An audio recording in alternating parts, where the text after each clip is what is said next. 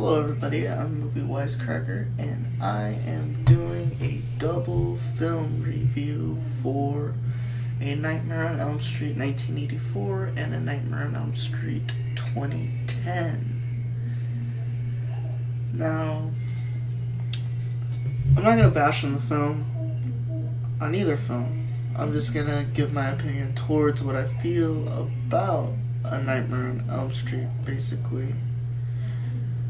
Like, on how I feel about both portrayals that was portrayed by Robert Englund and portrayed by Jackie Earle Haley, basically. Like, if I go down here,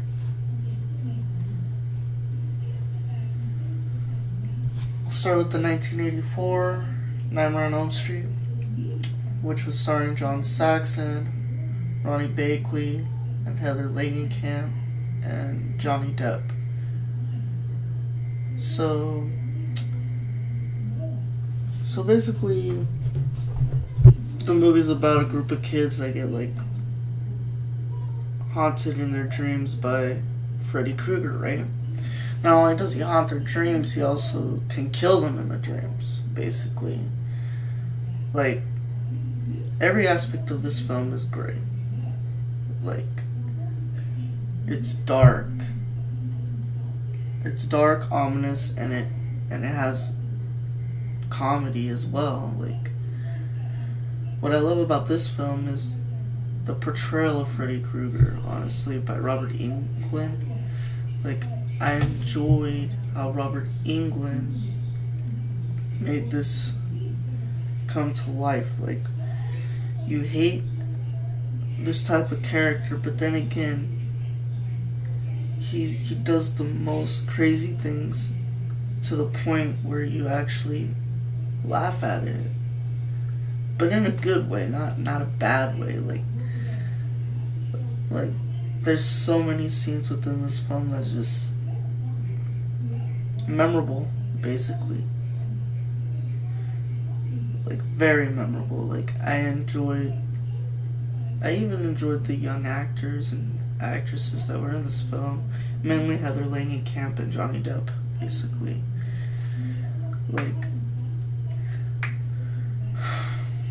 Like I enjoyed Johnny Depp's character.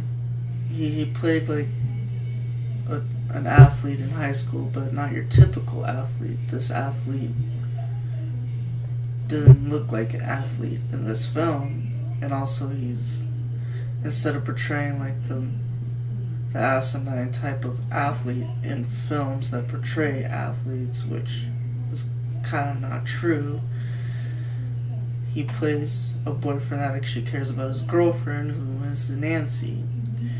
And they have two other friends that fall victimized to Freddy Krueger, basically.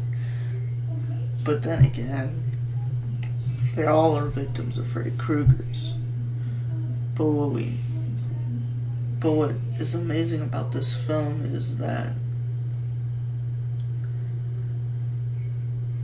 the reason why he does this to these children that live on Elm Street is because the parents killed him. Like, basically, Freddy Krueger's a monster. Like, he was hurting children, basically, and the parents didn't want to stand for that. But then again, Freddy is getting his vengeance on the parents by attacking their children within their dreams. Like, one of the most memorable scenes that I've ever seen on A Nightmare on Elm Street would be the bed scene with Johnny Depp. Like, he's listening to his headphones, but he gets sucked into his bed, but then the bed starts spitting out his body, and the blood goes all over the freaking ceiling. Like, that was awesome.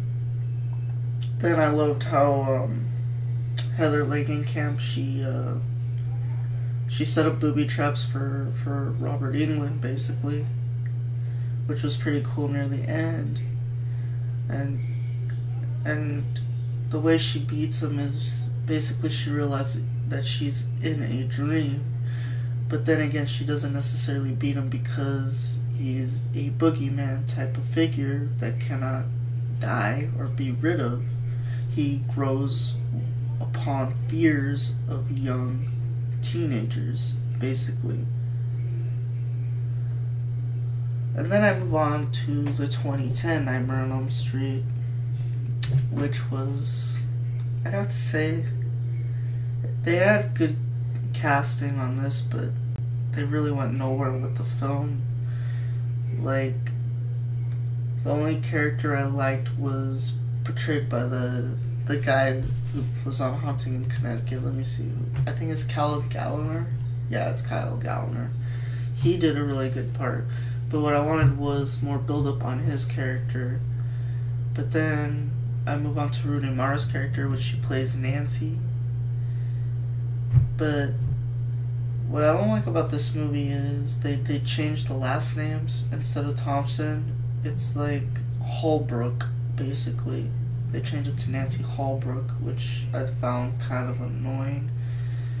Like, I enjoyed Jackie Earle Haley as Freddy Krueger, but he just wasn't, he didn't do crazy things like Robert Englund did, and that's what made the original one so memorable, because the original one had humor, and it was dark, and it was gritty. This one was just trying to be gritty and realistic, which doesn't work for Freddy Krueger, because Freddy Krueger is basically supposed to be the annoying villain that is humorous. That's what I loved about Robert Englund's Freddy Krueger more than Jackie Earle Haley. Don't get me wrong, I like Jackie Earle Haley because I like his other films. Like, I like him as Rorschach, for one. I even enjoyed him in Dark Shadows. I also enjoyed him on that new show, The Preacher. Like, it just felt like the 2010 film was just trying to make a quick buck out of the name of the Nightmare on Elm Street, because I didn't feel for these characters. They just felt like characters that were just there to be killed right away so they can make a quick buck out of the film.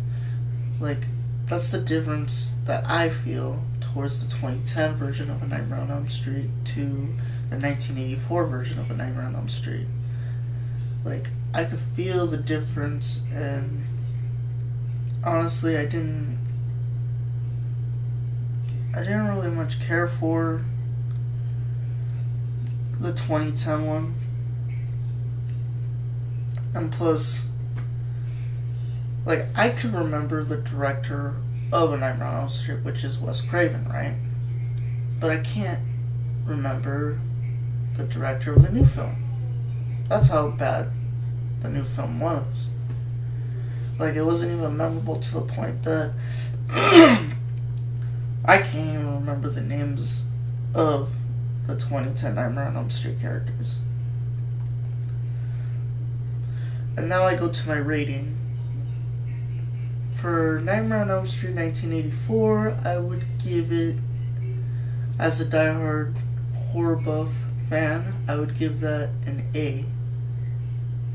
Because it has everything that a horror fan wants. And for the reboot of the 2010 Nightmare on Elm Street, I'd give it a D. I did not like that film at all. I thought it was rather annoying, and not in a good way. So final conclusion, 84, give it an A, 2010, a D.